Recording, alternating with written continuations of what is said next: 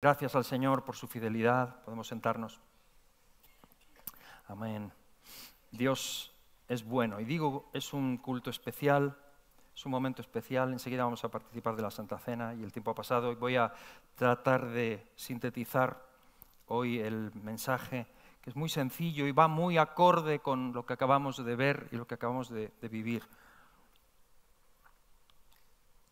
Nuestro lema del año es pescadores de hombres. Quizá alguno pensó que es un eslogan, o que necesitamos un eslogan cada año un poquito para, bueno, animarnos, avivar, dar un poquito de color o de orientación, pero es más que eso. Cuando ponemos como iglesia un lema en el año, no es producto de la mejor idea o la mejor adaptación que podamos hacer de algo, sino que es producto de oración y búsqueda delante del Señor. Y realmente yo sentimos como ministerio que este año era un año de cambios en ese sentido y de orientarnos.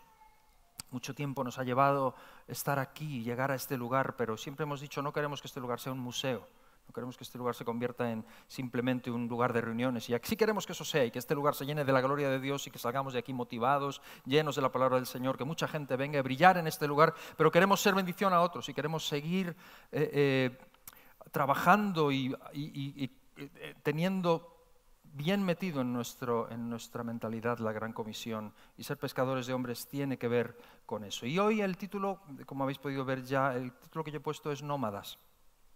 Nómadas. Y quisiera que directamente leyésemos en Mateo. Vamos a permanecer sentados, pero en Mateo estamos estudiando durante todo este año y llegando ahora al ecuador del año, diferentes pedazos del mensaje de Jesús en Mateo capítulo 10, también en Mateo 11, cuando llamó a sus discípulos y los llamó al discipulado y les dijo: venid en pos de mí, os haré pescadores de hombres. Hay toda una serie de cosas que les dice. Hoy nos concentramos en esta idea que yo llamo nómadas, y vamos a leer en el Mateo 10, versículos del 23 al 25, las palabras de Jesús, que son parte de las instrucciones que les da a estos que ha escogido, a estos que les ha dicho que quiere hacer de ellos pescadores de hombres. Les dice estas palabras, Mateo 10, versículo 23, 24 y 25. Cuando os persigan en esta ciudad, huid a la otra. Porque de cierto os digo que no acabaréis de recorrer todas las ciudades de Israel antes que venga el Hijo del Hombre. El discípulo no es más que su maestro, ni el siervo más que su señor. Bástale al discípulo ser como su maestro y al siervo como su señor. Si al padre de familia llamaron Beelzebú, ¿cuánto más a los de su casa?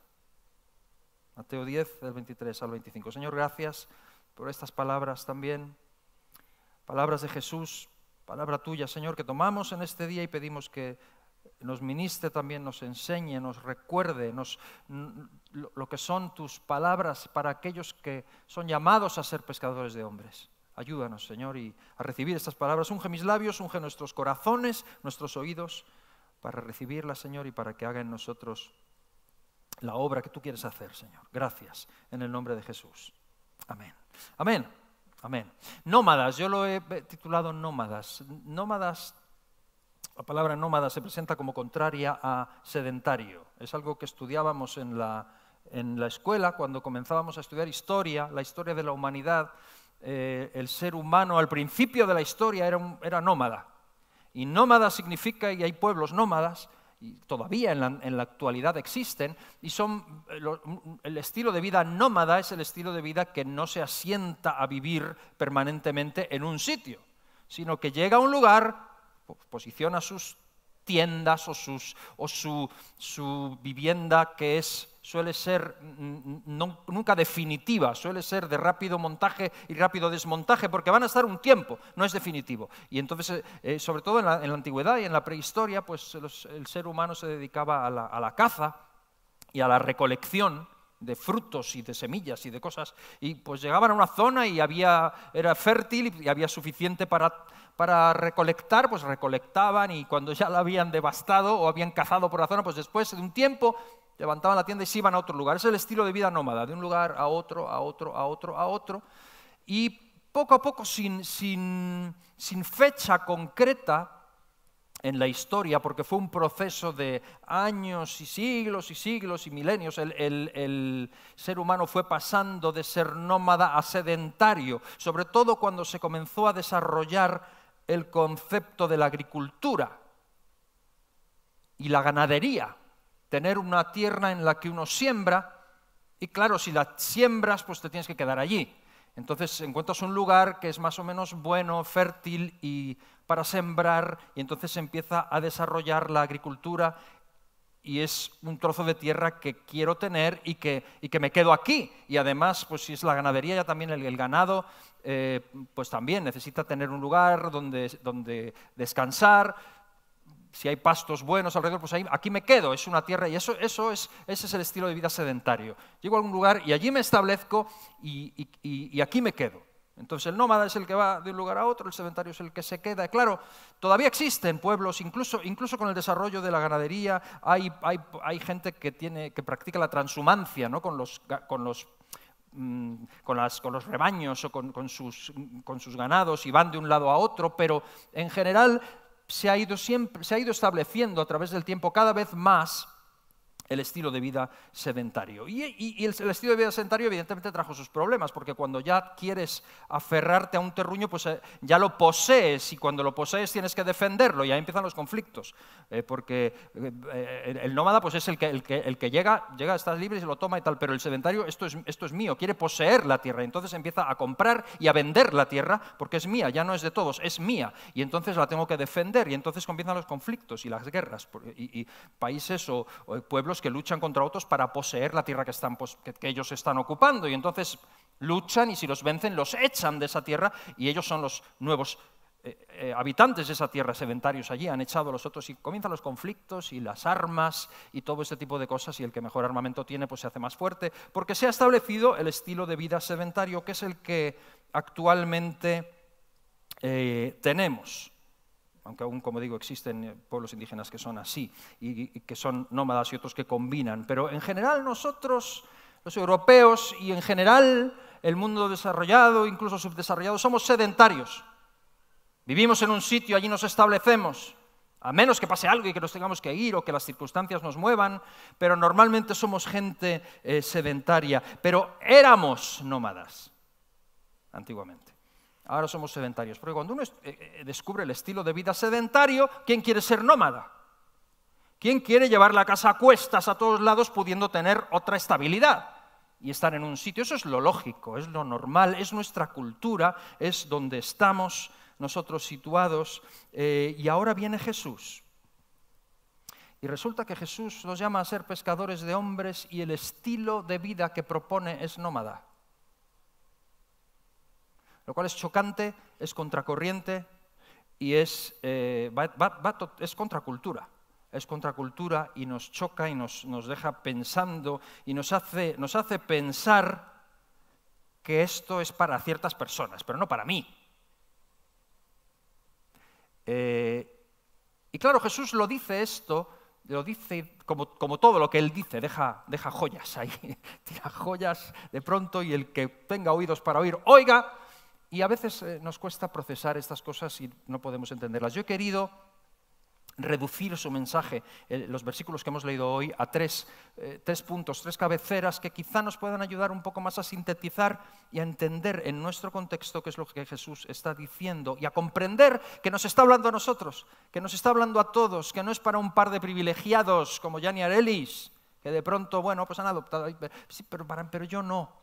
Efectivamente, tú y yo decidimos qué respuesta damos al Señor, pero el Señor sigue planteándonos ese estilo de vida de pescadores de hombres, y nos está llamando, nos está hablando a muchos de nosotros, y eso es algo que en este año Dios ha comenzado a hacer y que lo seguiremos viendo. Entonces, quisiera simplemente dar tres cabeceras que creo que nos pueden ayudar a entender un poco más y hacer nuestro el mensaje de Jesús, aunque tú vivas como sedentario y estés en una casa y está muy bien, o en un piso, y Dios no te está pidiendo que te mudes a Albacete ahora o que hagas algo raro, pero ¿qué está diciendo Jesús con esto? Ok, tres cabeceras o tres titulares.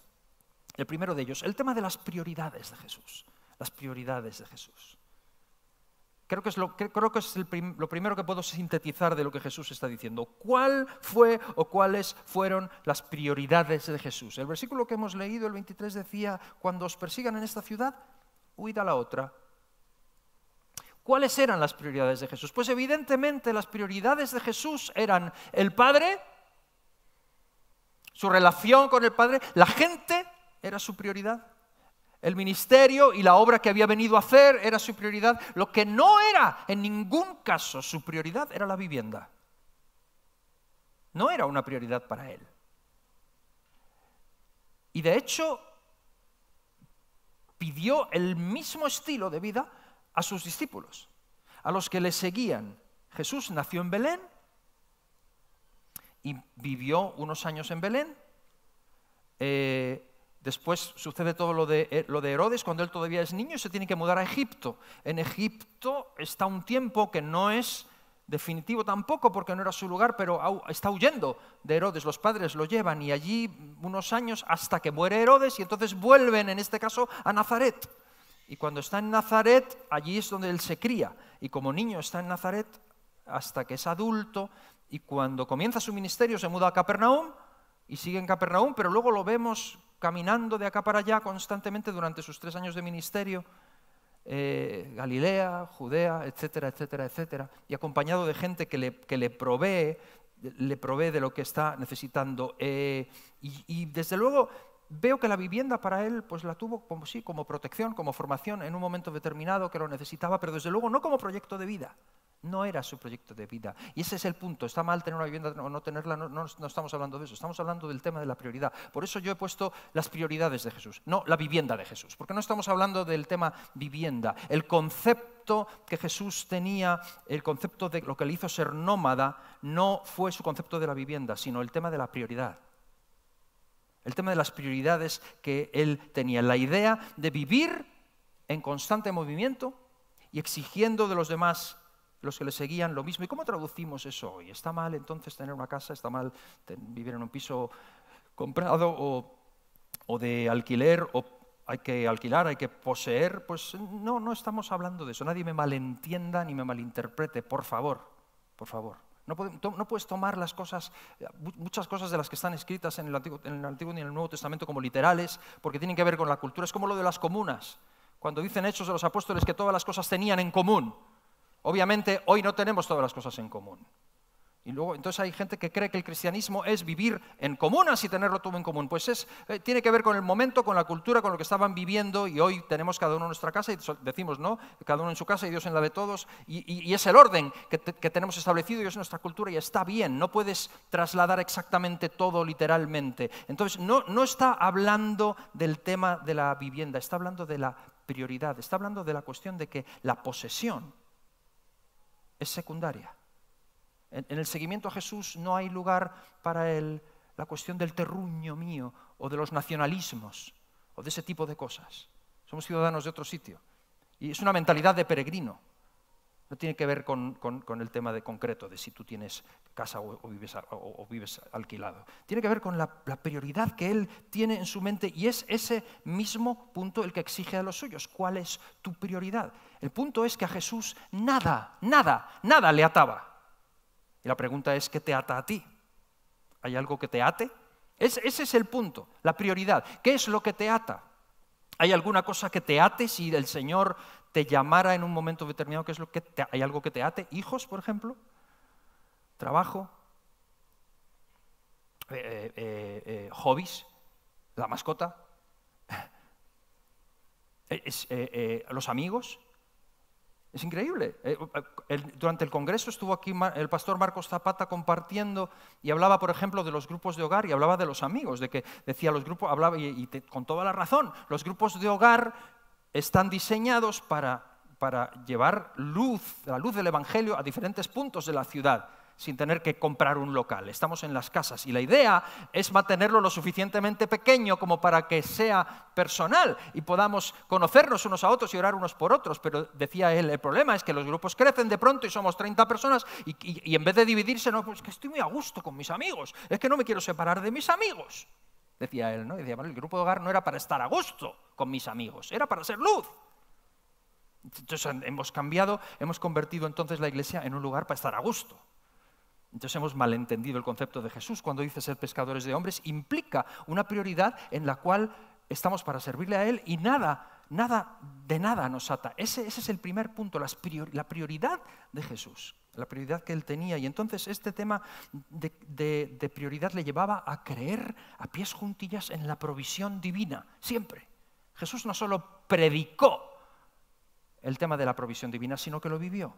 Cuando Él dice no os afanéis, qué vais de comer, qué vais a vestir, qué vais a tener, no os afanéis. No os afanéis, por más que uno se afane, no puede crecer un codo, no puede añadir a su estatura, no puede mirar las flores del campo. Jesús eso no solamente lo predicó, sino que lo vivió, lo hizo constantemente. Ese era su estilo de vida, lo practicó literalmente. Así que ese es el primer punto, las prioridades de Jesús. Una prioridad que afectó a su estilo de vida y lo convirtió en nómada. Yo digo, si queremos ser pescadores de hombres, esto es un tema muy importante, la prioridad realmente. ¿Cuál es mi prioridad en la vida? Porque eso va a determinar mucho. Y a lo mejor el Señor te quiere para siempre en Madrid. Y a lo mejor el Señor te quiere para siempre en tu lugar. Pero a lo mejor el Señor quiere que te muevas. ¿Cuál es la prioridad? Incluso si te tiene aquí, ¿cuál es la prioridad? Yo nací en Frankfurt, estoy aquí. Y me he quedado aquí. Yo estoy aquí. Y no tengo planes de moverme a otro lado. Pero si Dios me llamara a otro lado, ¿hay algo que me ate? ¿Cuál es mi prioridad? Las prioridades de Jesús, primer punto. Segundo punto, para sintetizar estas cosas que Jesús les dice a los suyos a la hora de ser nómadas y a la hora de ser pescadores de hombres. El segundo punto es el regreso de Jesús. El tema del regreso de Jesús. Él les dice unas palabras muy concretas. Si os persiguen aquí, en esta ciudad, huid a la otra, y os digo que no terminaréis de recorrer todas las ciudades de Israel antes de que el Hijo del Hombre venga. ¡Wow! Está hablando de la segunda venida de Jesús. El tema de la segunda venida de Jesús, la importancia que esto tiene. Jesús está ahí y está en su primera venida, pero tiene muy claro que Él va a regresar. Y los cristianos primitivos tuvieron esto clarísimo, constantemente clarísimo, el tema de la segunda venida. Pero no hablamos de escatología. No hablamos de eso que a algunos les emociona, ¿no? Hablar de cómo será el milenio, que será... habrá familias, tendremos sexo, me puedo llevar al Bobby o no va a haber animales, cómo va a ser esto, cómo va a ser lo otro. No estamos hablando de eso, hablamos de la conciencia constante de que esto que estamos viviendo aquí es absolutamente pasajero, efímero, de corta duración, secundario. Y que la realidad más grande, más real de que yo estoy aquí sentado con una camisa de pie, con una camisa blanca, más real que eso es que Jesús viene. Que Jesús regresa. Tener eso tan claro que los primeros cristianos se saludaban no con hola, buenos días, o shalom, a lo muy judío, se saludaban con maranata. Era el saludo. Jesús viene. Tan presente, tan auténtico, tan real, que condicionaba todo su estilo de vida. Todo su estilo de vida estaba condicionado por el hecho de que no solo la prioridad y tal, sino que además Jesús viene, es que viene. Viene y todo esto que has adquirido, ¿de quién será? ¿Estoy sembrando en algo que se va a ir al garete tarde o temprano? ¿En qué valores estoy sembrando? ¿En qué cosas, qué tipo de cosas me estoy preocupando? Con razón lo compartían todo. Con razón lo tenían todo en común, les daba igual, 4 que 40. Compartían el pan en las casas con alegría de corazón, pertenecían a otra estirpe. Con razón iban a los campos de concentración, iba a decir, iban al circo romano, a las cruces, a donde fuera, y se negaban a decir algo en contra de Cristo. No podían negar a Jesucristo y daban la vida por el Maestro con razón. Esto es algo que, si queremos ser pescadores de hombres, tenemos que recuperarlo. Necesitamos recuperarlo. Yo recuerdo cuando yo era niño, eran otros tiempos. no había internet. Había un ministerio en Estados Unidos, que luego pasaba por Latinoamérica, de películas para evangelizar. Había una película que se hizo muy popular en las iglesias que era Como ladrón en la noche. ¿Alguien llegó a verla? ¿Cuántos llegaron a verla? Yo la vi de niño. Y a mí, lo que me hizo a mí fue despertarme 84.000 veces por la noche a ver si estaban mis padres allí, y yo me había quedado por baboso. Puso en mí un temor de que el Señor venía, y si venía, más valía estar preparado, ¿no? Yo sé y entiendo que se cometieron muchos errores. Y yo sé y entiendo que el temor no es ni debe ser nunca un arma arrojadiza para convertir personas. Lo que nos guía al arrepentimiento no es el temor al juicio, sino el amor de Dios que nos atrae y nos enamora de Él. Y estoy convencido que no podemos hacer nada por el Señor Jesucristo ni en su obra que sea movido por temor, sino por enamoramiento de Él. O sea que pongamos las cosas en su sitio. Yo sé que se cometieron errores, sé que hubo excesos, sé que hubo mucha irresponsabilidad. Yo comenzaba como pastor con 26 años y me acuerdo de algún que otro hermano irresponsable que me llegó a venir a mí, su jefe, a decirme: ¿este es miembro de tu iglesia? Pues dile que se compre un despertador. Porque dice que es que ha estado orando toda la noche y que claro que se ha dormido luego. Yo comprendo y sé que se hicieron cosas mal y que había gente que vivía pues eso, en una especie de filosofía escapista de este mundo, como si mañana se fuera a acabar todo y no velaban por absolutamente nada ni tenían buen testimonio.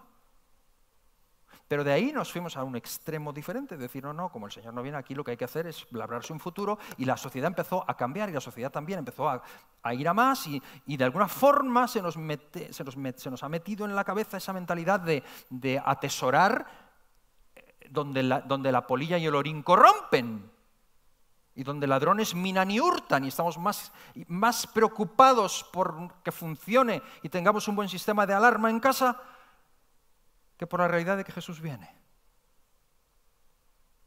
¿Me estoy explicando? No pretendo que nos caigamos del caballo por ninguno de los dos lados, pero este punto es lo que Jesús está diciendo.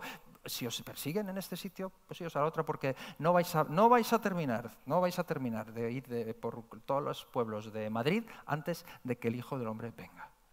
Esa mentalidad de que hagas lo que hagas, estés haciendo lo que estés haciendo, no lo vas a terminar antes de que te des cuenta, viene. Y muchos de ellos murieron sin recibir y sin ver aquello en lo cual esperaban, murieron creyendo, son héroes de la fe, porque vivieron como deberíamos vivir, como si mañana mismo el Señor viniese por nosotros, y siendo responsables, y cuidando de nuestra esposa y de nuestros hijos y de nuestra casa y del mantenimiento de nuestro hogar y de aquellas cosas con las que nos hemos comprometido, pero sabiendo cuál es la prioridad y sabiendo que Jesucristo regresa. Es algo que Él dice, o sea, a los que son pescadores de hombres necesitan tener la mentalidad clara de que Jesús vuelve, de que la mirada esté puesta en el regreso de Jesús, porque eso va a afectar todas tus decisiones en la vida. Y tercer punto, y último, el señorío de Jesús. Es decir, las prioridades de Jesús, el regreso de Jesús y el señorío de Jesús. ¿Qué significa realmente el señorío de Jesús? ¿Por qué digo el señorío? Porque Él dice, bástale al discípulo ser como su maestro. El discípulo no es más que el maestro. Raúl predicaba el domingo pasado acerca de Jesús, que Jesús es más que un rabino, ¿no? Y hablaba de que somos sus discípulos y que se trata de que el discípulo sea como el maestro. Jesús dice, el discípulo no es más que su maestro. Por lo tanto, significa dos cosas el señorío de Jesús. Aquellos que somos pescadores de hombres y que pretendemos avanzar y seguir siendo pescadores de hombres para Jesús, necesitamos entender el señorío de Jesús.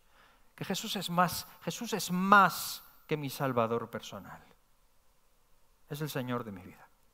Es mi maestro, soy su discípulo. Yo entiendo el mensaje de la gracia y soy un predicador de la gracia a ultranza. Nadie me diga que para ser salvos necesitamos Jesús y algo más. Necesitamos a Jesús, punto. Nada más. Necesitamos a Él. Él es el que nos salva. Ese es el mensaje de la gracia. Pero como seguidor y discípulo de Cristo tengo que predicar también el señorío de Jesús sobre nuestras vidas. En el momento en que tú decides seguir a Jesús, Él es más que tu Salvador. Él es el Señor de tu vida.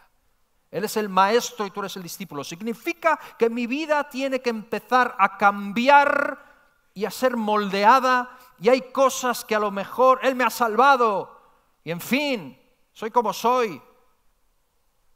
Ya, pero si Él es mi Señor y yo soy su discípulo, hay cosas que empezarán a cambiar en mi vida, hay cosas que empezaré a abandonar, hay cosas que, como dice Pablo en varias de sus epístolas que estaba estudiando en esta semana, despojaos de ciertas cosas. Si sois hijos de Dios, vestíos como hijos de Dios. Si eres un hijo de Dios, no te comportes como un cualquiera. Eres lo que eres. Tu naturaleza carnal sigue estando viva, pero en ti hay una naturaleza nueva. Compórtate conforme a esa naturaleza nueva, porque está en ti. Tienes la opción de hacerlo. Antes ni siquiera la tenías, pero tienes vida nueva en ti. Vístete como te tienes que vestir. Y si Él es tu maestro, habrá cosas que tendrán que empezar a moldarse cada vez más, de modo que yo me parezca cada vez más a Él. Que yo me parezca a Él en humildad, en mi trato con los demás, cosas que tienen que ver mucho con la horizontal. Porque con el Señor es la vertical, lo que Él hace en mí, pero mi hermano, no me sirve tu cristianismo si solo es de vertical. Si solamente es de lo que Dios hace en ti, de tus experiencias, de tus visiones y de todo lo que sabes. Y la horizontal, bien, gracias. Y tu relación con los demás, ¿qué tal? Y tu amabilidad con los demás, porque sí, mucha revelación, pero no hay quien pueda estar contigo. Porque no te pareces a Jesús. Cuidado ahí. Si no me parezco a Jesús, algo está fallando en el señorío de Cristo. Por lo tanto, este es el titular importantísimo para un pescador de hombres. No puedo ser un discípulo de Cristo si su carácter no se forma en mí día a día. Y necesito trabajar en eso a diario. Porque es un proceso. Igual que la salvación es instantánea, la transformación que el Espíritu Santo hace en nosotros es progresiva. Y es un proceso que dura toda la vida. Un discípulo de Cristo es transformado porque Jesús es el Señor. Y hace cosas y deja de hacer cosas, no porque tema caer al infierno, sino porque Jesús es mi maestro y yo quiero ser como Él. Y en la medida que camino de esta forma, con esa prioridad, el Espíritu de Dios hace en mí lo imposible y me transforma. Y hasta los que mejor me conocen dicen, este no es mi Juan. Me lo han cambiado. Esto no es lo que era.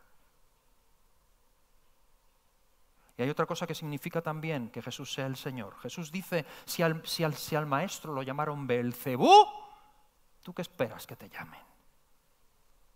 Es el tema de las expectativas. ¿Qué esperas?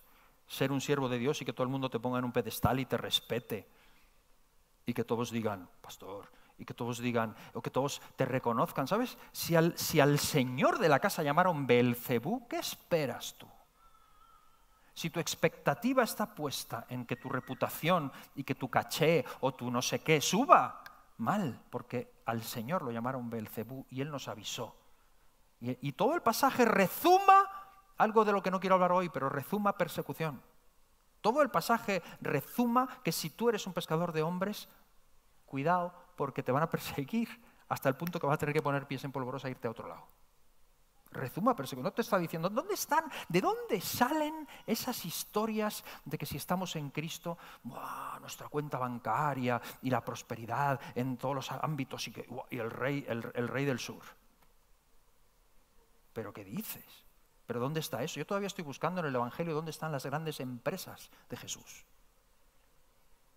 Pero si era tan pobre que hasta lo diario se lo daba a gente que iban con él, las mujeres que le servían y gente que le proveía, si no sabía dónde iba a dormir aquella noche. A veces era en una casa prestada, a veces si estaba en Capernaum o dormía donde Pedro o dormía o a veces al cielo raso. Y llega uno y le quiere seguir, Señor, yo te voy a seguir a donde quiera que tú vayas. Y dice el Señor, pero si las zorras tienen guaridas y las aves tienen nidos y yo no tengo dónde reposar la cabeza.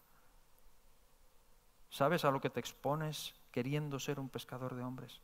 Y hermanos, estas cosas que Jesús dice, que yo lo he titulado nómadas, no significa que te compres un camello ahora y que empieces a dar vueltas por el desierto, o que, no, como alguno, ¿no? Que hay que comprar un helicóptero porque la Biblia dice que en lugares altos.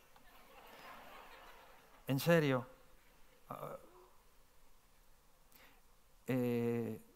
O la guerra espiritual, ¿no? Yo he visto esto de la guerra espiritual, yo he visto gente orando, yo en un lugar que estábamos orando, ¿no? Y había un hermano que iba por el pasillo haciendo por el concepto mal entendido, mal enseñado y mal desarrollado de guerra espiritual. No malentendamos lo que dice la palabra. Cuando hablo de estilo de vida nómada, hablo de esas prioridades de Jesús, las prioridades de Jesús, el regreso de Jesús, el señorío de Jesús. Hermanos, entre nosotros, si queremos ser pescadores de hombres, hemos dicho que este es nuestro lema. ¿Qué implica? Implica cosas como lo que hemos visto aquí, en esta familia. Y no va a ser la única. Dios nos ha concedido en este año, desde que dijimos, Señor, tomamos este reto, pescadores de hombres, Dios nos ha concedido un lugar en Motilla del Palancar donde tendremos que enviar a alguien. Quiero decir algo más. Las cosas que Dios hace. Hay una iglesia en Madrid, y no voy a decir mucho más, pero lo digo para que lo sepan, porque ya he escuchado a algunos decirlo. Hay una iglesia en Fuenlabrada que por división, por problemas, nos ha pedido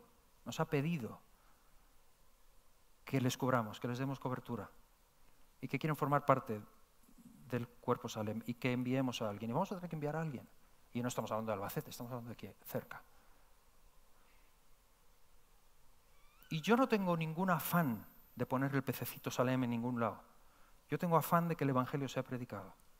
Y de que un lugar que ha sido levantado para predicar el Evangelio no se lo lleve la Coca-Cola o el ayuntamiento, sino que podamos seguir predicando el Evangelio, que podamos seguir siendo un punto de luz. Lo digo porque por el futuro hay gente aquí que vive por Fuenlabrada, ¿no? Pues vamos a tener un punto allí también, si Dios lo permite. Pero eso es parte, únicamente, es pequeña parte de lo que Dios está haciendo y de lo que Dios quiere hacer.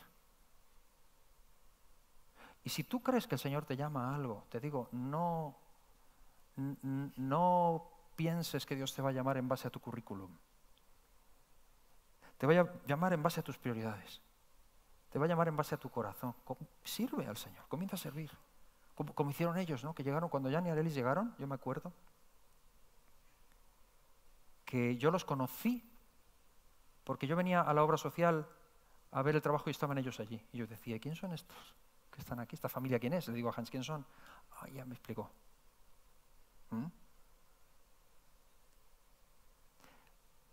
Si tú crees que el Señor te llama en algún área determinada, comienza a servir, comienza a hacerlo, comienza a mostrar tus prioridades, porque tampoco es cuestión de enviar a alguien simplemente porque crea que puede, sino porque sirve de verdad y porque Dios lo confirma, ¿no? Y eso es grande, eso es grande.